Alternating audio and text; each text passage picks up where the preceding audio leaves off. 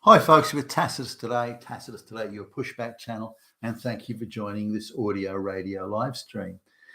In this essay, I'd like to talk about the mass immigration or the illegal immigration, both really, where it's touted by the pro-globalist propagandists, the ones that endlessly lie about everything. We're told that these mass immigrants, these illiterate peasants who've never worked in their lives, coming from third world countries and maybe only have 2 years of schooling, and we're told that they are getting jobs, they're paying taxes, the tax collections are worth gazillions upon gazillions, thrice over, and thus they are a great boon to the economy and to the nation and to society and so on.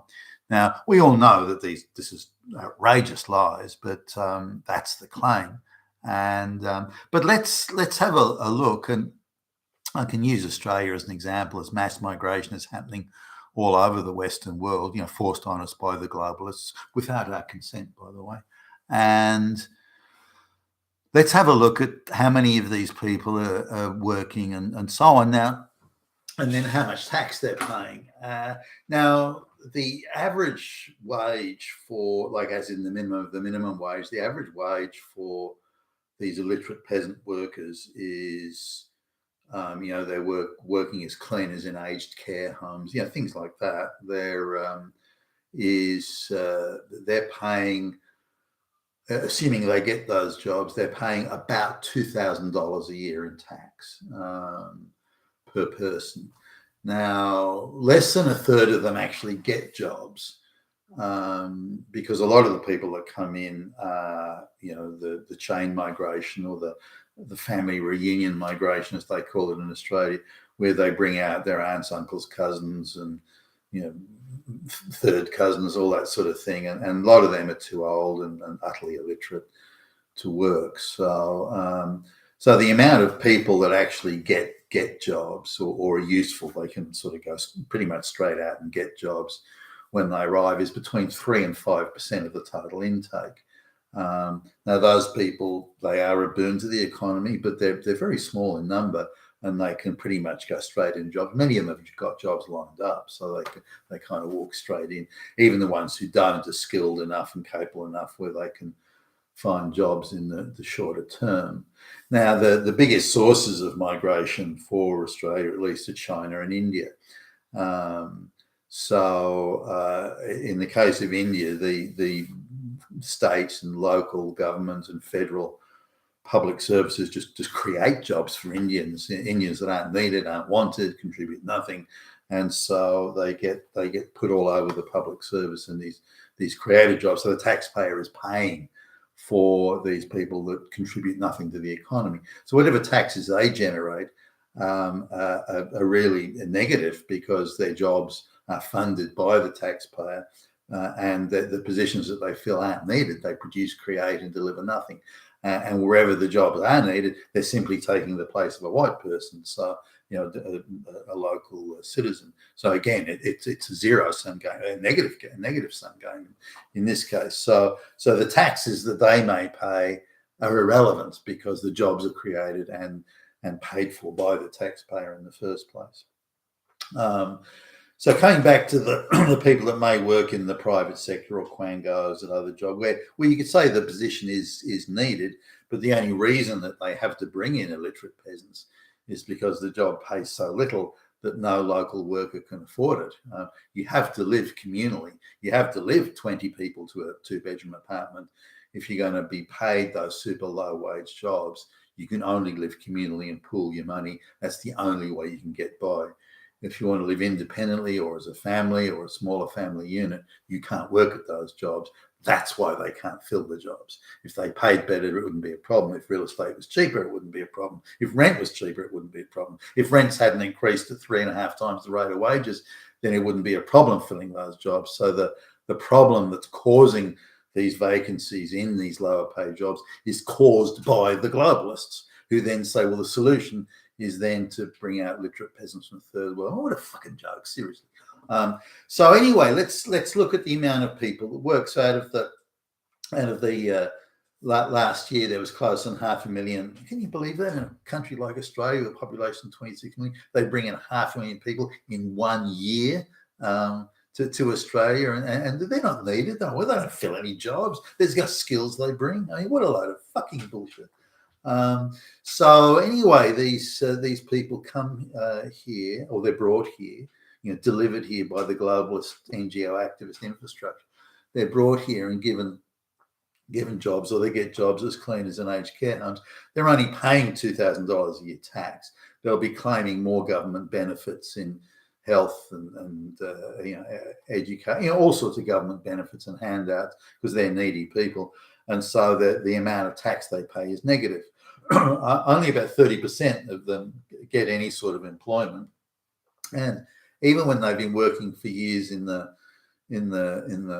fucking aged care home, they're still functionally illiterate. So they have to be really instructed by a Chinese instructor or a Filipino instructor, and this is what you have to do. Their standard of work ethic is about zero. Friends of mine that have got relatives in these care homes go in there, and they find all the staff are just gathered together on mobile phones, and whereas the parents die, if patients die or miss meals or in terrible state, or something, people maybe they've had a stroke and they can't speak, it's easy for the staff just to forget they haven't had dinner or anything like that. So a very poor standard of care, and yet if you go in there and complain about it, they'll be quicker.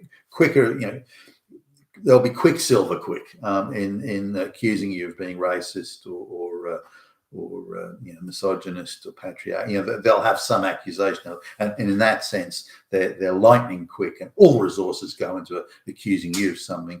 But when it comes to making sure the patient care is the highest, who cares? So that's the standard of care the patients are getting. I'm dreading the thought of getting old and infirm just looking at that sort of shit. But anyway.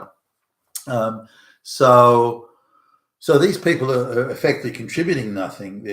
Now, on the other side, the mass immigration of peasants that are brought out to flip burgers and fried chicken and to take out food shops, their income is packaged up with accommodation and food, so they come under the tax threshold. They don't pay a fucking nickel in tax. Whatever surplus money they have, they then send back to like India or I don't know, fucking China or Pakistan or wherever. So they don't even spend the money that they make here. So that doesn't benefit the local economy.